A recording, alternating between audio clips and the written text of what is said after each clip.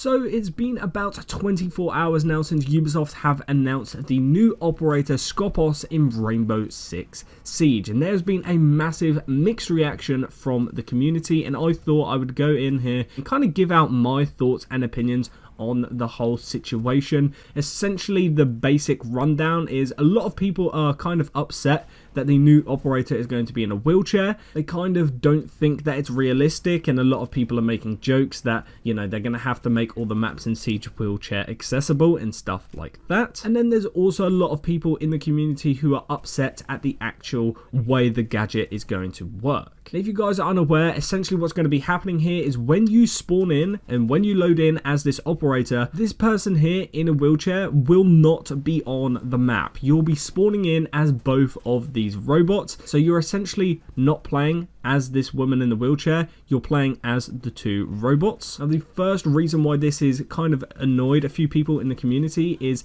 people from Greece have been waiting years for representation in this game, and they kind of feel insulted at the fact that we're not even going to be playing as a real person, we're going to be playing as the robots. And to be honest, I completely understand why you guys are upset. Luckily for me, I am from England and the UK. We have a lot of representation in the game already, but there are a lot of countries in Siege that have been waiting years and years for representation. And when you finally get represented, the operator who you are technically playing as isn't even going to be on the map. You're not going to get skins for this operator. You're not going to be able to change or customize her. You're not going to be able to play as her. You're going to be playing as two robots. So the people from Greece do feel a little bit offended by that. Now, as I was saying, these two robots are going to be the operators slash gadget you're going to be actually controlling and playing as. And essentially the way it works is you'll only be playing one of these robots at a time. When one of these robots is powered up, obviously you run around and play as them as normal. If you die, you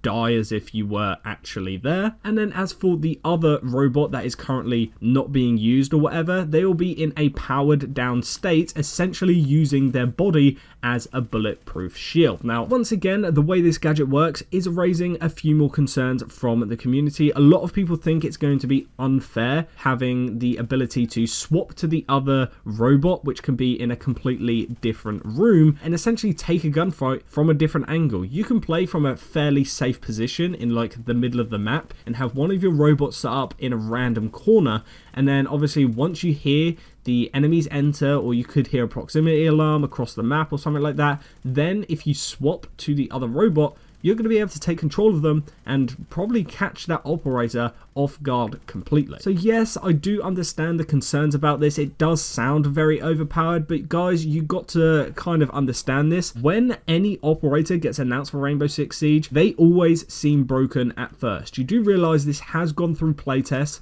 I can guarantee you that one, it's going to take a while to swap between these. It's not going to be instant, and two, it's probably going to make a very loud sound cue for the actual attackers to hear you. And then I wouldn't be surprised that if it is overpowered at the start, if Ubisoft implement like the fact that you're not going to be able to shoot within like the first 10 seconds of switching or something like that, so you're not going to be able to just instantly swap and take a gunfight straight away and like use it to kill people without them being able to fight back. So those are basically the 2/3 reasons why people are getting upset. Me personally, I don't have any problem with the way this operator is designed. I like the fact that the operator is coming from one of the old Siege games. I love the fact that they've actually endured injuries during their time serving for Team Rainbow, so they are now unable to walk, and they are going to be doing their best to help Team Rainbow still by controlling these robots remotely from outside of the map, of course. Another thing I really like about this is the actual design of these two robots. I'm very interested to see how they do skin combinations for this, because obviously both of these robots are designed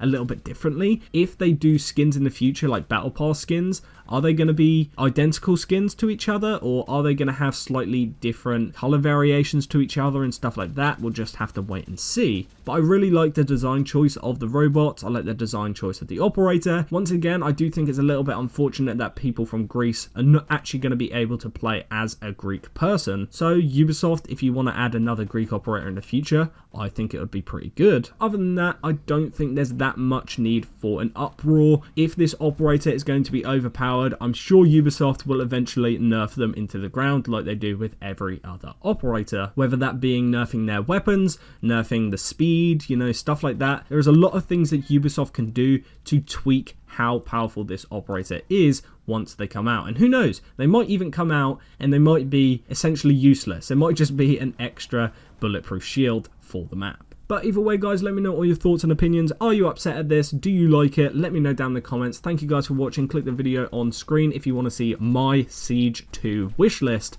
And yeah, without further ado, guys, I'll see you in the next one. Goodbye.